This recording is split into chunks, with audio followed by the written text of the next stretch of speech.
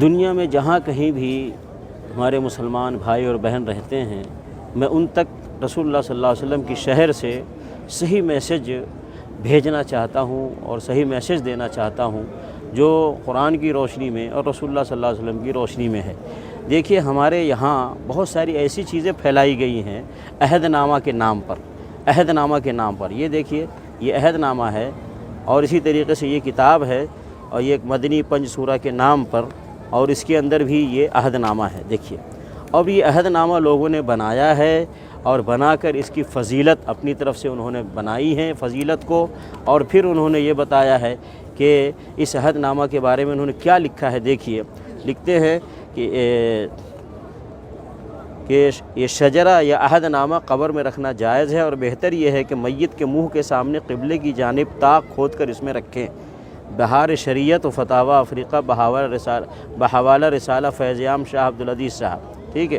اور پھر یہاں لکھا ہے کہ امام صفار نے ذکر کیا کہ اگر میت کی پیشانی یا امامہ یا کفن پر عہد نامہ لکھا جائے تو امید ہے کہ اللہ تعالیٰ اس میت کو بخش دے اور عذاب قبر سے معمون فرمائے۔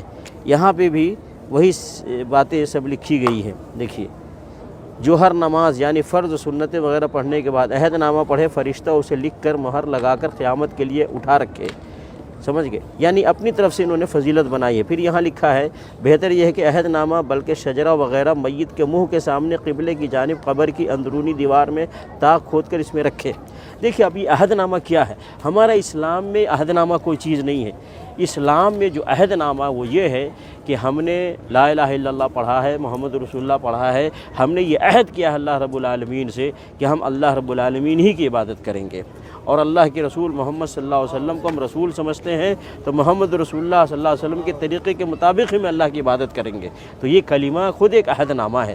اب اس کلمے کے مطابق چلنا ہے، قرآن مجید کو پڑھ کر سمجھ کر اس کے مطابق چلنا ہے، اور اسی طریقے سے رسول اللہ صلی اللہ علیہ وسلم کی ارشادات ہے، فرامین ہے، ان کا طریقہ ہے، ان کی سنت ہے، اس کے مطابق چلنا ہے۔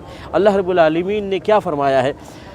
بلا من اوفى بعهده واتقى فإن الله يحب المتقين، یہ آل عمران میں یہ آیت ہے۔ تو اللہ رب العالمین نے جو عہد یا عہد نامہ بیان فرمایا ہے کہ جو بھی اللہ رب العالمین نے قرآن کی شکل میں دیا ہے اور اللہ کے رسول محمد صلی اللہ علیہ وسلم نے اپنے ارشادات اور فرامین کی شکل میں دیا ہے، اس کے مطابق چلنا۔ تو یہ اصل اللہ رب العالمین اپنے بندوں سے چاہتا ہے۔ اسی طریقے سے نبی علیہ الصلوۃ والسلام نے فرمایا العہد الذی بیننا وبینہم الصلاۃ فمن ترکها فقد کفر۔ یہ مسلم شریف میں حدیث ہے کہ ہمارے نبی صلی اللہ علیہ وسلم فرما رہے ہیں کہ ہمارے اور کافر کے بیچ میں جو عہد ہے، پیمان ہے، وہ نماز ہے۔ فمن ترکها فقد کفر، جس نے نماز کو چھوڑ دیا اس نے کفر کیا۔ مسلم شریف میں حدیث۔ تو کوئی عہد نامہ اللہ نے نہیں نازل کیا ہے، کوئی عہد نامہ رسول اللہ صلی اللہ علیہ وسلم نے نہیں امت کو دیا ہے، کوئی عہد نامہ صحابہ کرام کی زندگی میں نہیں تھا، تابعین کی زندگی میں نہیں تھا، امام ابو حنیفہ، امام شافعی، بلکہ شیخ عبد القادر جیلانی رحمۃ اللہ علیہ عہد نامہ وغیرہ کچھ نہیں جانتے، ان کی زندگی میں ساری چیزیں نہیں تھی۔ یہ سراسر ایک ایسی چیز ہے جس کو لوگوں نے بنایا ہے، اور بنا کر کے امت میں پھیلایا ہے، اور امت میں پھیلا کر لوگوں کو غلط راستے کی طرف لے جا رہے ہیں۔ صحیح یہ ہے کہ یہ عہد نامہ قبر میں رکھ دو، عہد نامہ کفن پہ لکھ دو، عہد نامہ یہ امامے پہ لکھ دو، اس سے کوئی فائدہ نہیں ہوگا۔ فائدہ ہوگا جب اللہ کے حکم کے مطابق اللہ کی عبادت کریں گے، اللہ کے رسول محمد صلی اللہ علیہ وسلم کے طریقے کے مطابق اپنی زندگی گزاریں گے، تو اس کا فائدہ ہوگا۔ اسی لیے اللہ رب العالمین نے قرآن مجید میں کیا فرمایا؟ یا ایھا الذین آمنوا اطیعوا اللہ واطیعوا الرسول ومن یطع اللہ ورسولہ فقد فاز فوزا عظیما۔ جو اللہ اور اس کے رسول کی اطاعت کرے گا وہ عظیم کامیابی پائے گا۔ اللہ اور اللہ کے رسول صلی اللہ علیہ وسلم کی اطاعت کرنے والے کو کامیابی ہے، عہد نامہ رکھنے سے کوئی کامیابی نہیں ملے گی۔